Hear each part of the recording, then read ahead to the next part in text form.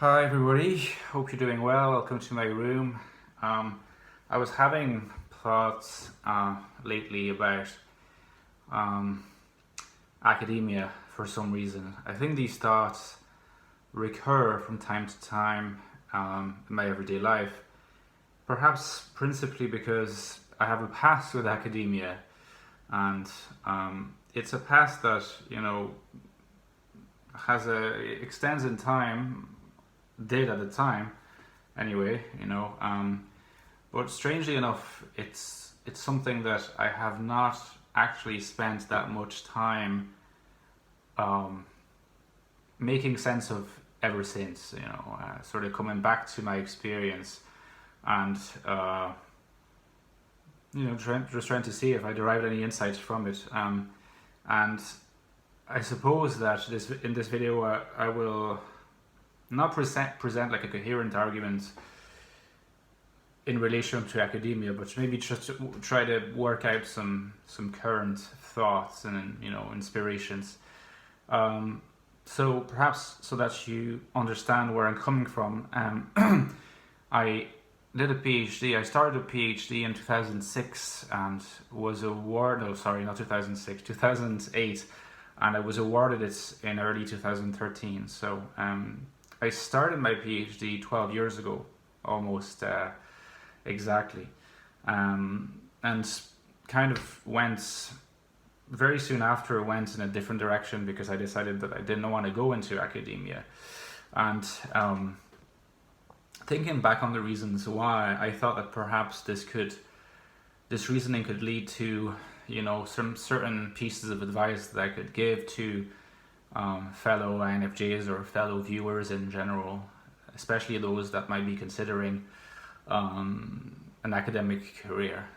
So I think that if you are considering an academic career, there are things that are useful to have in mind, and I'm especially thinking of these things that you might not hear enough from the universities that will likely offer you PhD positions, because you always have to keep in mind that if you're brilliant or if you're very smart, it's very likely that by the end of your master's, I'd say, you will be got in touch with by the university staff and really encouraged to consider doing a PhD.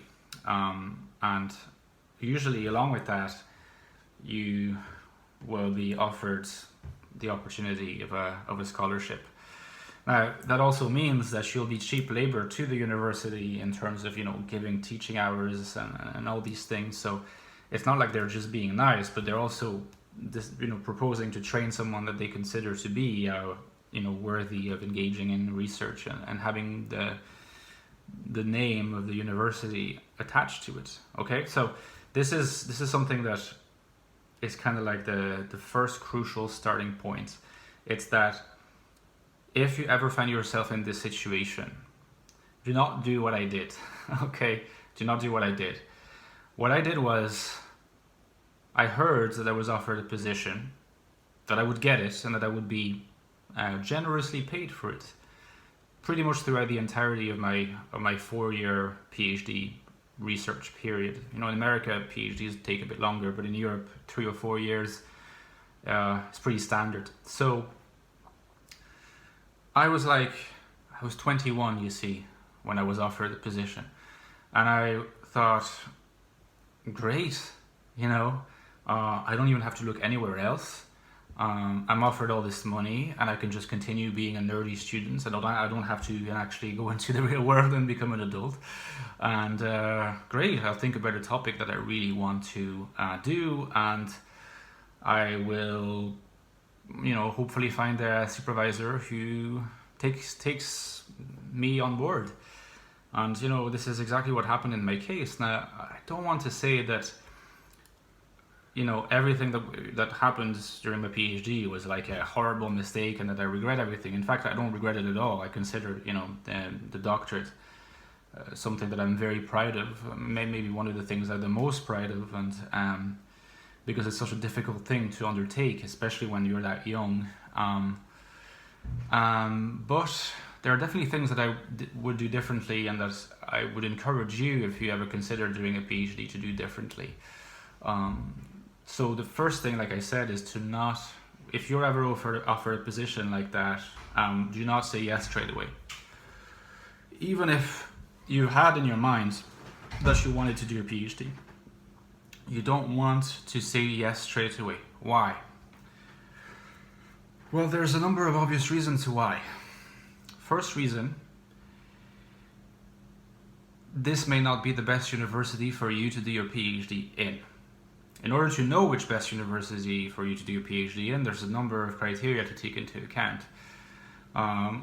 One criterion, and it cannot be ignored, is the reputation of the university. How much money the university has, how much fame it has, what are the resources, what kind of connections you will be able to develop within that academic context. Because, as you probably know, having a PhD guarantees by no means that you will get a position. It's very hard. It's something that I did not manage myself, not that I tried that hard to get a tenured position, or even like, a contract lecturing position. You probably will have to go through postdocs and so on. But the more connections, the more influential connections you have, the easier, but immeasurably easier it will be to go further. Because instead of having to apply for a postdoc then kind of on your own, where you have 300 competing, brilliant men and women, you might, have a, whether that's good or not, I think it would be better for you. You might be put in a favorable position for a particular research post through the influence of your supervisor, for example. But the more influential supervisors will be found in the more influential universities. So you look at what you achieved during your master's, and you ask yourself, given what I achieved, what can I decently hope to attain in terms of, if you were aiming for Cambridge or Oxford or Harvard or Princeton, there are many great universities, not just one, but try to always aim for the best. This is really from the perspective of making sure that you can get a job later. Related to this, the second thing that you need to have in mind is, even if the university is a good one, and theoretically you have the resources and network available to take advantage of, and which will be useful in the future, well, that's not enough, because you also need to know whether, for the particular subject that you are interested in, the university is the right fit. So imagine that you're really interested in could we use as an example? Imagine that you're really interested in existentialism, the philosophy of existentialism. Well, what you want is not to go for a university in which there are only one or two lecturers that have a passing interest in existentialism, or even a good interest in existentialism. You want to go to a place where there is a department that is well known for its it's the influence of its research and publications on existentialism, so that if you're doing research, you will have a supervisor, someone who can guide you and who is actually a foremost expert in the field, rather than someone who is very smart but who has a slightly different field of interest. I mean, it's okay to have a slightly different subfield of interest, otherwise your research will have no justification, because your supervisor would already have done it. But the broad field of interest needs to be similar. In my case, I really liked my supervisor. I have a good relationship with her. I admire her. But looking back, I don't think that our linkages in terms of interest were strong enough. And if there had been, I probably would have benefited from better advice. I would have been given insight into how to make my research better, insight that was sharper, and that kind of thing. So that's very important. And it's important for another related reason as well. And that's that you need to be able to realize that if you undertake a PhD, the main challenge is not an intellectual challenge. So you have to carve that into your mind, right? I've done a master's in something different from my PhD that in some ways was more intellectually challenging than the PhD. The PhD is more challenging in terms of the stamina that you need to showcase. You need to have the stamina to carry through 4 years. Now, how do you do that? Obviously, you need to be organized.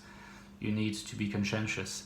You need to have a regular routine and not, work a little bit there, a little bit here. It's better to work, let's say 7 hours a day every day than 12 hours one day and then not work the day after. And if you want to pull off something that lasts 4 years, you want to go for the more routine-based approach in this respect. But that's not enough. You also need to have a really, really, really deep interest and passion in what you're studying, because I can guarantee you that if you spend 4 years reading books on any topic, even if it's a topic you thought was super interesting, you'll be absolutely sick of it. Not just because you've been reading those books for many years, but because you've been reading pretty much only those books and books on this topic for those years. You won't really have a lot of time to read anything else. You won't have the stamina to read novels. You won't, so you need to identify a field of study and topic that is the most passionate that you feel about among all possible fields of study. And this obviously will then lead you to knowing in which prestigious university you can go to that happens to have a prestigious department that specializes in this field. So always give yourself all the possible chances to work in the best possible environment. Don't underestimate yourself. And sometimes INFJs especially tend to underestimate themselves and their talents. So this is something that you need to avoid doing. Don't tell yourself, I'm already fortunate that they offered me a position and they offer me funding. It's much better to go for something more ambitious, even if you have to apply for the funding rather than being offered it, than to just take what you're given straight away.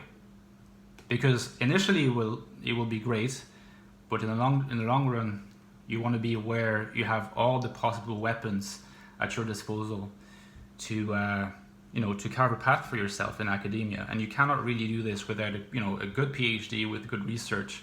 So that means strong interest in your topic, very good guidance from your supervisor who should be an expert in the field, and then a way for your research to be spread and shared by means of a strong network. So if you're in a well-known university, that will help a lot, right? And on top of that, if you have all these things, then it is very likely that someone in the department will be there to say, okay, you've been doing some really good work, you've been, you've made a really good contribution, and there's a lot of potential to your further research, so I will recommend you for X postdoc position in X place, or something like that, and your position will have a lot of weight then, and then you can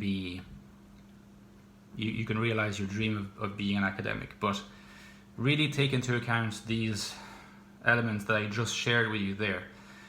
I cannot overestimate just how important they are, and the younger you are, the younger you face the possibility of doing a PhD, just like myself, 21, the less likely it is that you will be equipped with awareness of how important these things are. And this is why I want to sort of highlight these elements to you. I want to highlight these elements to you because I've been there and I just know how important they are. So, yeah. I can give you more advice from my experience in academia. Just let's continue the conversation in the comments, and if anybody has had experience as well or is still in academia, it would be great to hear about their perspective and perhaps about where they see the future of academia going. All right, see you guys. Have a lovely Tuesday, I believe.